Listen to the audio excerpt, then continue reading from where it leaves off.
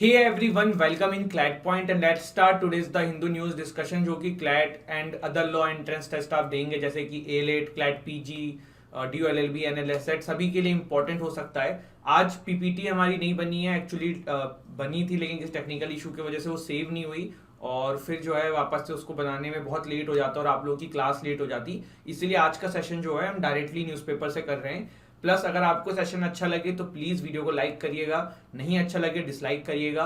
आगे बढ़ते हैं उससे पहले आज का क्विज का क्वेश्चन मैं आप लोगों के साथ क्विज का क्वेश्चन आप लोग ले लीजिए जिससे कि फिर आप लोग मुझे कमेंट सेक्शन में इसका जवाब दे सकें।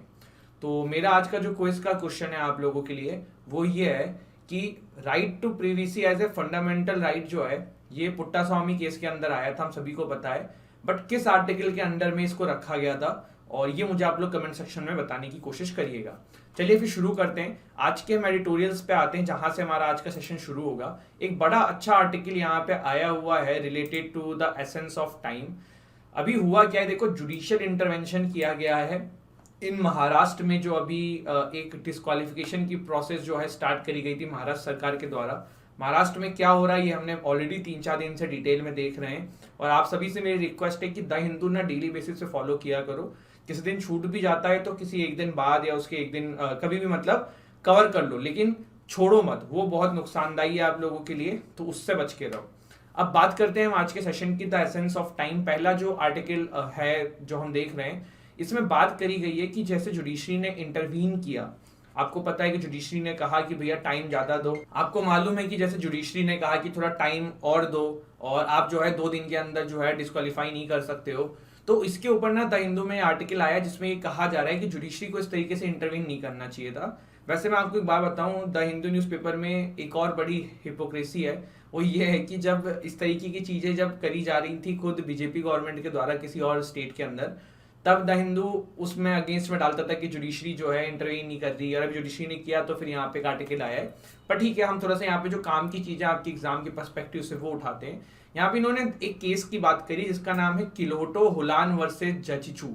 ये जो केस है ना, जाचिलू, ये प्रोनाउंसिएशन नाम का कुछ हो सकता है। तो 1992 का ये केस था। इसके अंदर जो है ना हमारी सुप्रीम कोर्ट ने ये कहा था कि जुडिशरी जो है ना वो इंटरवीन कर सकती है। स्पीकर का डिसीजन जो है ना it's subject to judicial review, लेकिन जब तक फाइनल डिसीजन नहीं दे देना स्पीकर तब तक जुडिशरी इंटरवीन नहीं कर सकती है। मतलब अगर कहीं पर कोई मामला चल रहा है और वहां पे स्पीकर ने कोई डिसीजन दिया और वो डिसीजन सही है गलत है उस पर जुडिशरी इंटरवीन कर सकती है, लेकिन स्पीकर ने कोई डिसीजन नहीं ही दिया है आप उससे पहले ही इंटरवीन कर रहे हो तो वो गलत है।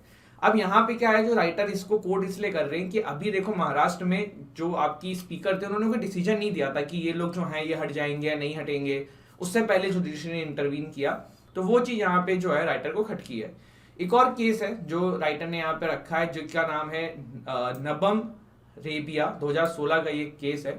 इसके अंदर ये आया था कि presiding officer should not adjudicate any defection complaint while a motion for his own removal is pending। तो ये केस है जिसमें ये आया था कि मान लो कोई स्पीकर है उसी के बारे में ऐसा चल रहा है कि भैया उसी का रिमूवल चल रहा है, तो अब वो जो है ना वो दूसरों के मोशन नहीं ले सकता है डिफेक्शन से रिलेटेड। तो ये यहाँ पे 2 इन्होंने केस डिस्कस किए थे जो मैंने सोचा आप लोगों के साथ शेयर करना चाहिए। इसके बाद देखो एक बड़ा आर्टिकल आया, अगला आर्टिकल है remembering the plan man of India. ये बात करी जा रही है पीसीएम जी के बारे में। पीसीएम से आपका जो फुल फॉर्म इनका वो है प्रशांत चंद्र महालुनबिस। इनको प्लान मैन ऑफ इंडिया भी कहा जाता है। इन्होंने भारत के अंदर एक बहुत बड़ा स्टैटिकल कल्चर जो है डेवलप किया है। आपको पता होगा कि हर साल 29 जून को नेशनल स्टैटिस्टिक्स डे मनाया जाता है, तो वो इन्हीं को संबोधित करने के लिए बनाया जाता है। एंड इनको काफी इनका अपना अपने इतिहास है, इन्होंने बहुत सारी चीजों में योगदान दिया है। जो नीति आयोग कभी होती थी वो भी इन्हीं के द्वारा ब्रेन चाइल्ड मानी जाती है। इस तरीके से बहुत सारी चीजें उन्होंने करी गई हैं, तो आप उसको थोड़ा सा पढ़ लेना। यहाँ पे ये आर्टिकल आप लोग चाहें तो इसमें थोड़ा सा इनके बारे में आपको जानने को मिलेगा। बेसिकली चीज जो है वो यहाँ पे काम की है कि नेशनल स्टैटिस्टिक्स डे है और वो पीसी महालनोबिस के उपलक्ष्य में मनाई जाती है। इसके बाद देखो यहाँ पे एक पॉलिटिकल आर्टिकल आया हुआ है द हिंदू का, वो हमें डिस्कस नहीं करना है। ग्लिमर्स ऑफ होप करके जो ये आर्टिकल है, ये देखो यूएस में क्या है ना, गन लॉज कुछ है नहीं, कई कई स्टेट्स पे ना गन्स रखना भी लीगल है और इस तरीके की चीजें हैं। तो अभी देखो एक तो पूरे विश्व में एक बड़ा क्रिटिसिज्म हो रहा है यूएस का कि भैया एक तरफ तो आपका चल रहा है क्या एक तरफ आप लोग अबॉर्शन को बैन कर रहे हो और यहाँ पे गन जैसी समस्या जो आपके यहाँ पे इतनी ज्यादा है उस पर कुछ नहीं कर रहे हो। तो अब यूएस का ही चल रहा है, देखते हैं क्या होता है। बहुत हमारे कोई एग्जाम के पर्सपेक्टिव से इंपॉर्टेंट है नहीं। यहाँ पे बात करते हैं Brinda shine bank on government job. इस आर्टिकल के अंदर ना राइटर देखो कह रहे हैं कि अभी हमारी जो सरकार है वो क्या सोच रही है कि थोड़ा सा पब्लिक एम्प्लॉयमेंट को कम करके जो है कॉन्टेक्चुअल बेसिस पे लोगों को ज्यादा लाया जाए। बट राइटर जो है ना वो इससे बिल्कुल मतलब कह सकते हो कि फेवर नहीं कर रहे। उनका ये कहना है कि भैया आपको जो है ना पब्लिक एम्प्लॉयमेंट बढ़ानी चाहिए। अब ये देखो आज की डेट में और भी क्रिटिसिज्म में, जैसे कि अग्निपथ स्कीम है, उसमें आप देख रहे हो कि सिर्फ 4-5 साल की नौकरी रख दी गई है, बाकी तो आपको फिर सरकार जो है वो अपनी मिलिट्री की जो जॉब है, पहले क्या होता था कि कोई भी ज्वाइन करता था इन आर्मी के अंदर तो वो प्रॉपर अपना समय जो है वो पूरा पूरा करके फिर रिटायर होता था। बट अब क्या होगा, जब कोई 4 साल के लिए मिलिट्री में आएगा उसके बाद वो छोड़ के चला जाएगा तो सरकार को सैलरी भी 4 साल देनी है प्लस पेंशन भी उनको नहीं देनी पड़ेगी। तो ये धीरे धीरे करके सरकार सिर्फ एक डिपार्टमेंट में नहीं, बहुत सारे डिपार्टमेंट में आप देखेंगे कि वैकेंसी जो है वो कम होती जा रही हैं या और भी चीजें वो कम होती जा रही हैं, कॉन्ट्रेक्चुअल बेसिस पे काम बढ़ रहा है। राइटर जो है वो कह रहे हैं कि भैया ऐसा नहीं करना चाहिए। देश के अंदर ना जैसे डॉक्टर हो गए या फिर और भी डिपार्टमेंट्स हो गए या जो गवर्नमेंट डिपार्टमेंट्स हो गए, उसमें और आपको पब्लिक एम्प्लॉयमेंट स्ट्रॉन्ग करनी चाहिए इंस्टेड ऑफ कम करने से, जिससे कि देश की अर्थव्यवस्था बेटर रहे। और राइटर एक और यहाँ पे आंकड़ा दे रहे हैं कि यार देखो भारत के अंदर ना अभी बेरोजगारी बहुत ज्यादा है। इन्होंने एक आंकड़ा रखा है अराउंड अभी मेरे को इसमें दिख नहीं रहा है, आपको वैसे उस आंकड़े से कोई लेना देना भी नहीं है बिकॉज एग्जाम के पर्सपेक्टिव से कुछ है नहीं। बट ये है कि भारत में बेरोजगारी बहुत ज्यादा है और उस बीच में जॉब सरकारी भी कम कर देना ना एक बड़ी प्रॉब्लम का विषय है। और देखो एक चीज मैं आपको बता देता हूँ कि जो भी गरीब आदमी देश में है, बहुत सारे लोग जो है ना अपनी किस्मत बदल सकते हैं ना, तो वो पढ़ाई करके सरकारी नौकरी लेके ही बदल सकते हैं। ये कहने की बात हो जाती है कि प्राइवेट जॉब, देखो आईआईटी कितने कुछ हैं, कुछ का एडमिशन हो जाएगा, आईआईएम कितने कुछ का एडमिशन हो जाएगा, बाकी लोग कैसे करेंगे। तो पहले लोग एसएससी का एग्जाम निकालते थे, मिलिट्री का आर्मी का एग्जाम निकालते थे, पुलिस का एग्जाम निकालते थे। अब अगर धीरे धीरे हर जगह से कम होने लग जाएंगे तो फिर ये लोग अपनी लाइफ चेंज कैसे कर सकते हैं। तो ये सारी चीजें हैं और ये इस आर्टिकल के थ्रू राइटर जो है वो समझाने की कोशिश कर रहे हैं। अब हम न्यूज पे आते हैं ना, तो उससे पहले एक बड़ी दुर्भाग्यपूर्ण घटना उदयपुर में घटी है, उसके बारे में थोड़ा सा चर्चा कर लेते हैं। एक टेलर हैं जिनको मार दिया गया है जस्ट बिकॉज उन्होंने सपोर्ट किया था नुपुर शर्मा जी को, और बड़ा बैरबेरिक तरीके से मारा गया है। उसकी वीडियो फिल्मिंग करी गई है। उसके बाद उन जिन्होंने उनको मारा है उन्होंने प्राइम मिनिस्टर मोदी जी को भी उसी में उल्टा सीधा बोला है और कहा नेक्स्ट यू आर ऐसे करके। फिलहाल वो अरेस्ट कर लिए गए हैं। बट इस तरीके की चीजें जो हैं, वैसे तो पूरे देश के जितने भी मुस्लिम लीडर्स हैं, बड़े बड़े प्रोमिनेंट मुस्लिम लीडर्स हैं या फिर और भी लीडर्स हैं, सभी ने कंडेम किया है एक साथ मिलके, और सभी ने ये कहा है कि कहीं भी किसी भी तरीके से इस्लाम जो है इन सब चीज़ों को सपोर्ट नहीं करता है और ये बहुत अच्छी चीज़ है। और अब जो है देश में थोड़ा सा शांति का माहौल बनना चाहिए और लोगों के बीच में शांति रहनी चाहिए। बट फिलहाल जो ये चीज़ हुई है बड़ी दुर्भाग्यपूर्ण है, बड़ी घटना मतलब आश्चर्यचकित करने वाली है। वो वीडियो जो है ना, अगर आप देख लोगे ना आपको 2-3 घंटे का माइंड खराब हो जाएगा, क्योंकि मैंने कल वो देख ली थी। तो उसके बाद वो 2-3 घंटे तक मतलब वही दृश्य सामने आ रहे थे। तो ये सारी चीजें, और जिन्होंने वो मारा है ना उनके मन में 1% भी मतलब शंका तक नहीं बची है कि उन्होंने गलत किया है। They were feeling proud about it और उस पर वो बोल रहे हैं।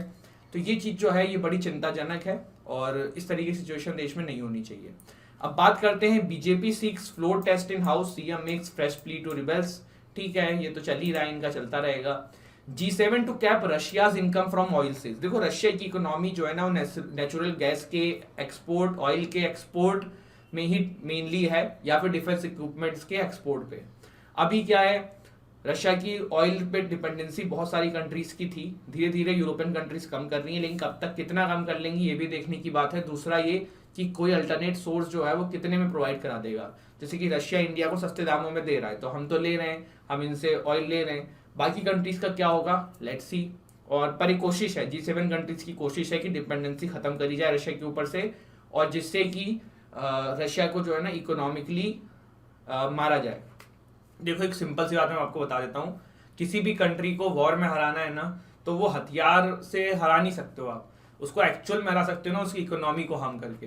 क्योंकि जब इकोनॉमी खराब हो जाएगी ना तो आपके पास पैसा ही नहीं रहेगा युद्ध में लगाने के लिए। और इकोनॉमी एक ऐसी चीज है, अगर वो खराब हो जाएगी तो फिर देश में जनता भी आपकी सरकार के अगेंस्ट में हो जाएगी। तो ये सारी चीजें, although I have a friend जो रशिया से हैं, तो अभी रिसेंटली मेरी मुलाकात हुई थी उनसे।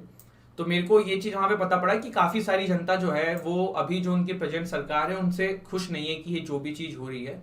लेकिन यहाँ पे देखिए, आप गवर्नमेंट को दोष नहीं दे सकते। मैं आपको बार बार एक चीज समझाता हूँ कि ये कहना तो चलिए गलत है कि रशिया सही है यूक्रेन सही है, लेकिन रशिया ने जो स्टेप उठाया है ये कितना सही है कितना गलत है ना, इसमें आप कहीं ना कहीं ये पाएंगे कि अगर कभी कल को भगवान ना करे बट इंडिया के साथ इस तरीके की चीज होगी तो हम भी यही कदम उठाते। आप एक सिंपल सा एग्जांपल ले लो कि नेटो की सेना है, अगर वो कल को पाकिस्तान के बॉर्डर पे आके पाकिस्तान के सपोर्ट में खड़ी हो जाए तो क्या भारत चुप रहेगा? मतलब पाकिस्तान से कल को युद्ध हो, नेटो हमसे फाइट करे, तो क्या भारत को इस चीज से थ्रेट फील नहीं होगा? क्या हम इस चीज के अगेंस्ट में नहीं करेंगे? तो रशिया ने अगर ये चीज जो करी है वो उनके देश हित के लिए प्रोबेबली सही हो सकती है, और बाकी लोग इस पे अपने ओपिनियन हो सकते हैं। Zubair police custody extended by 4 days. तो कल हमने इनके अरेस्ट के बारे में पढ़ा था, तो इन्हीं की कस्टडी जो है वो 4 दिन के लिए और बढ़ा दी गई है। PM hails UAE helps during the pandemic. ठीक है, कोई दिक्कत नहीं है। 50 migrant dead in Texas truck tragedy. ठीक है, देश दुनिया में क्या है ना, थोड़ा सा देख लो हेडिंग, अदरवाइज कुछ ऐसे इंपॉर्टेंट चीजें नहीं है जो हमें बहुत कुछ इससे सीखना है या पढ़ना है जो एग्जाम में आ सकता है। तो ये सारी चीजें हैं। इसके अलावा ठीक है, कल से अपन पीपीटी यूज करेंगे यार, आज नहीं करा क्योंकि कोई इतना कोई खास यूज है नहीं। तो एक्चुअली पूरा बनाया था चला गया, दूसरा की यहाँ से सब कवर कर ले रहे हैं तो कोई दिक्कत नहीं है। देखो, बेल्ट एंड रोड इनिशिएटिव क्या है चाइना का? एक एंशियंट टाइम में चाइना का सिल्क रूट होता था जिसमें चाइना ट्रेड नेटवर्क था। देखो, देखने में सुनने में लग रहा है बेल्ट एंड रोड इनिशिएटिव, हम रोड बना रहे हैं, बट चाइना जो बेसिकली है ना वो एक पूरा का पूरा आप कह सकते हो कि नेटवर्क फॉर्म कर रहा है ट्रेड का, जिसमें कि उनका ये रहता है कि हम उन कंट्रीज के साथ व्यापार करेंगे। और व्यापार बहुत तरीके से होता है, जैसे कि खूब सारा पैसा दे देंगे, फिर उनसे डेथ में इंटरेस्ट लेंगे, या सामान इंपोर्ट एक्सपोर्ट और ये सारी चीजें। और बेल्ट एंड रोड इनिशिएटिव के अंदर चाइना ये कहता है कि जो भी कंट्रीज हमारे इसका पार्ट रहेंगे हम उसके डेवलपमेंट में बहुत योगदान देंगे। फिलहाल इसको काउंटर करने के लिए जो है ना, यूएस ने जो है एक अपना ब्रेन चाइल्ड स्टार्ट किया है जिसका नाम है पीजीआईआई। पीजीआईआई की फुल फॉर्म क्या है? Partnership for global infrastructure and investment. ये कलेक्टिव मोबिलाइजेशन है $600 बिलियन का बाय 2027, ऐसा कहा जा रहा है कि ये लोग करेंगे। It will be a game changing transparent infrastructure project, क्योंकि चाइना पे हमेशा ये आरोप लगते हैं कि भैया इनका काम ट्रांसपेरेंट नहीं है। कहने की तो आप डेवलपमेंट करते हो लेकिन आपके उसके पीछे कुछ कुछ चलता रहता है। जैसे कि श्रीलंका में इन्होंने हबन टोटा पोर्ट बनाया तो था, लेकिन फिर बाद में हबन टोटा पोर्ट जो है वो लीज पे भी ले लिया। और श्रीलंका का एक पर्टिकुलर आप देखना, श्रीलंका जैसे जो स्ट्रक्चर है, मैप देखो श्रीलंका का, तो नीचे उसके ना एक पोर्ट है जिसका नाम है हबन टोटा पोर्ट। श्रीलंका ने उस पोर्ट को ना चाइना से पैसा लेके बनाया था, पर श्रीलंका उस पोर्ट का डेट जो है बनाने के लिए जो पैसा लिया था वो डेट नहीं चुका पाया। इसके वजह से चाइना ने 99 ईयर्स के लिए वो पोर्ट जो है ना वो लीज पे ले लिया है। आप पे सोचो, किसी कंट्री का एक पार्ट जो है वो किसी दूसरे कंट्री के पास लीज पे है। तो ये चाइना का जो पीछे से ब्रेकडॉप चलता रहता है ना, इसलिए इस पे आरोप लगते हैं कि ट्रांसपेरेंट नहीं है। तो इसीलिए जो यूएस का जो ब्रेन चाइल्ड है ना, इस पे इन्होंने नाम दिया कि हम ट्रांसपेरेंट भी रखेंगे। ठीक है, तो ये सारी चीजें हैं। बाकी डिटेल में कभी इसके ऊपर हम जो है फिर कोई एडिटोरियल आएगा प्रॉपर तो वहां पे डिस्कस कर लेंगे, कोई दिक्कत नहीं है। ठीक है, ये टॉपिक अभी आप मान के चलो कि फिर से कवर होना है। इसके अलावा हम आ जाते हैं आगे, यहाँ पे कुछ ऐसा कुछ है नहीं। ED ask Raut to appear on July 1। ठीक है, ठीक है, और आगे बढ़ते हैं। 14 पेज पे 13 पे तो कुछ रहा है नहीं। 19 killed in Mumbai building collapse. ठीक है, Delhi airport resume trial of full body security scanners. ठीक है, ठीक है। Bail plea Bhima Koregaon case rejected. Bhima Koregaon incident क्या है, पहले हम इस पे आ जाते हैं। देखो, 1818 में एक ब्रिटिशर्स वर्सेस जो है मराठास एक युद्ध हुआ था, पेशवास जो उस समय के थे। उस युद्ध के अंदर जो है ना ब्रिटिशर्स जीते थे। ब्रिटिशर्स के अंदर ना उस समय की वहां की जो है जो एक ऐसी कम्युनिटी थी जिनको अनटचेबल समझा जाता था, उनको ब्रिटिशर्स ने अपनी सेना में भर्ती किया हुआ था। ये जो युद्ध है वो ब्रिटिशर्स ने जीता था मराठास के अगेंस्ट में, लेकिन इसको ऐसा देखा जाता था कि जो लोअर कम्युनिटी है उसकी जीत है अपर कम्युनिटी के अगेंस्ट में, क्योंकि जो मराठास थे वो अपनी सेना में लोअर कम्युनिटी के लोगों को भर्ती नहीं करते, तो काफी सारा डिस्क्रिमिनेशन होता था, ऐसा कहा जाता है। तो इसके वजह से जब ये जीत हो गई तो इसको अलग तरीके से देखा जाने लगा कि भैया ये जो जीत है ना, ये ब्रिटिशर्स की जीत नहीं है, ये लोअर कम्युनिटी के अपर कम्युनिटी के अगेंस्ट में जीत है, या जो सप्रेशन के अगेंस्ट में जीत है। अब ये जो 1818 की बात थी ना, ये धीरे धीरे क्या हुआ कि हर साल जितने भी लोग इसमें शहीद हुए थे फ्रॉम द लोअर कम्युनिटी या ब्रिटिशर्स के साइड से जिन्होंने युद्ध लड़ा था, उनके संबोधन में एक विजय स्तंभ बनाया गया था वहां पे, जहाँ पे हर साल जो है उसकी एनिवर्सरी मनाई जाती है। 2018 में जो एनिवर्सरी मनाई जा रही थी ना, उसमें जो है आपको देखने को ये मिला था कि काफी सारा वायलेंस हो गया था, और उसी की वजह से काफी सारे लोगों का इसमें नाम आया हुआ है और उनको समय समय पे जेल में जो है उन पे केस चल रहे हैं। इवन भीमराव अंबेडकर साहब ने भी जनवरी 1 1927 को ये जो विजय स्तंभ है ना, इसको विजिट किया था। तो ये कुछ बेसिक चीज है इसमें, और इसको लोगों के अलग अलग ओपिनियन है। कुछ लोग ये कहते हैं कि यार ये जो आप इसका जो एनिवर्सरी मनाई जाती है गलत है, क्योंकि इन द एंड ब्रिटिशर्स जीते थे अगेंस्ट द इंडियंस। लेकिन कुछ लोग कहते हैं कि नहीं भाई, सप्रेशन था, उसके अगेंस्ट में अगर जीते थे तो बहुत सही है। वो कम्युनिटी जो थी ना, उसका नाम था Mahar community, if I am not wrong, ठीक है। तो ये था भीमा कोरेगांव पूरा इंसिडेंट। बढ़ते हैं आगे गाइस, फॉरेन पेज पे आ गए हैं। Sri Lanka halts fuel sales for 2 weeks. तो भैया bus services between provinces suspended, citizens urged to work from home, school remain shut. तो भाई श्रीलंका की हालत जो है ना बहुत खस्ता है। आप ये समझ सकते हो कि फ्यूल का सेल 2 वीक के लिए रुक गया है। 450 रुपए डीजल लास्ट टाइम यहाँ पे बिक रहा था, पेट्रोल डीजल कुछ इस तरीके से प्राइस थे। सोचो इंडिया में ऐसा, अगर आप इसको सिर्फ अनुमान लगा के देखो कि कितनी महंगाई है वहां पे, क्या चल रहा है। अभी वहां पे क्रिकेट मैच चल रहा था श्रीलंका ऑस्ट्रेलिया का, मैं यही देख के बड़ा ताज्जुब हो रहा था कि इतनी बुरी हालत में मैचेस हो रहे हैं और लोग वहां पे थे देखने के लिए। तो क्या है सीन है तो वहीं जाके पता पड़ेगा, लेकिन लोग थे। बात करते हैं श्रीलंका की क्राइसिस हुई क्यों थी। 5 मेजर कारण थे जिसकी वजह श्रीलंका की गरीबी उसके सामने आ गई। पहला, इन्होंने इतना सारा उधार ले रखा था, डेट ले रखा था, जिसको ये चुका नहीं पा रहे थे। दूसरा, इनके फॉरेक्स रिजर्व खत्म हो गए थे। फॉरेन एक्सचेंज रिजर्व जो डॉलर होता है वो खत्म हो रहा था। अब आप कहोगे सर डॉलर खत्म कैसे हो रहा था?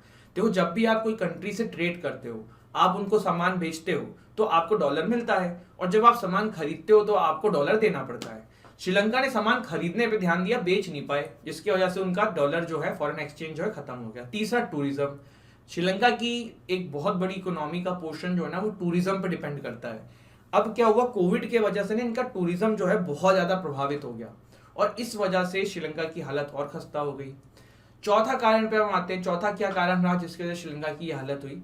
तो चौथा कारण यहाँ पे ये रहा कि जो इनकी सरकार है वो एक फैसला लेके आई कि ऑर्गेनिक फार्मिंग होगी, केमिकल फर्टिलाइजर्स का यूज कोई नहीं करेगा। इसकी वजह से किसानों की फसलें ना खराब हो गई। तो ये एक कारण था। पांचवा, करप्शन बहुत था। जो सरकार है ना, वो पूरा एक परिवार चला रहा था और ये पूरी हालत खराब कर दी उन्होंने, ठीक है। Scotland eyes independence vote in 2023.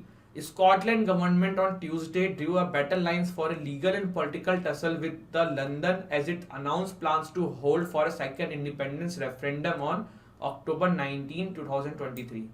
अब ये क्या है पूरी कहानी ना, ये मैं आपको कल नोट्स के साथ समझाऊंगा, जिससे आपको समझ में आएगा कि यूके, ग्रेट ब्रिटेन, इन सब में अंतर क्या है और ये क्या है स्कॉटलैंड की पूरी कंट्रोवर्सी, ठीक है। ठीक है। Trump told officials to let armed supporters in एक्सेड, ठीक है। Russia offensive will end when Ukraine surrenders, Kremlin ने ऐसा बोला है। तो ये था हमारा सेशन। अब आगे बढ़ते हैं थोड़ा सा आगे। रेट एडजस्टमेंट, ठीक है। बिजनेस पेज में कोई खास ऐसी न्यूज़ है नहीं जो हमारे काम की हो, ठीक है। यहाँ पे स्पोर्ट्स में भी देख लेते हैं कुछ है क्या। स्पोर्ट्स में भी कुछ ऐसी न्यूज़ है नहीं, मैंने पता ही पड़ जाता। होस्टिंग चेस ओलंपियाड है matter of pride for Tamil Nadu. तो अभी ये है कि इंडिया में विश्व का एक बहुत बड़ा चेस का टूर्नामेंट जो है वो हेल्ड हो रहा है। तो ठीक है, अच्छी बात है। At any price I wanted MS Dhoni, Srinivasan reveals how super king signed the mega star. तो ये ठीक है, अपने न्यूज़ एग्जाम के पर्सपेक्टिव से इंपॉर्टेंट नहीं है। तो गाइज ये था हमारा सेशन। आप लोगों को कोई सेशन अच्छा लगा हो तो वीडियो को लाइक करिएगा, चैनल को सब्सक्राइब करिएगा, वीडियो को शेयर करिएगा। And sorry for not taking the session with the PPT। जय हिंद, जय भारत।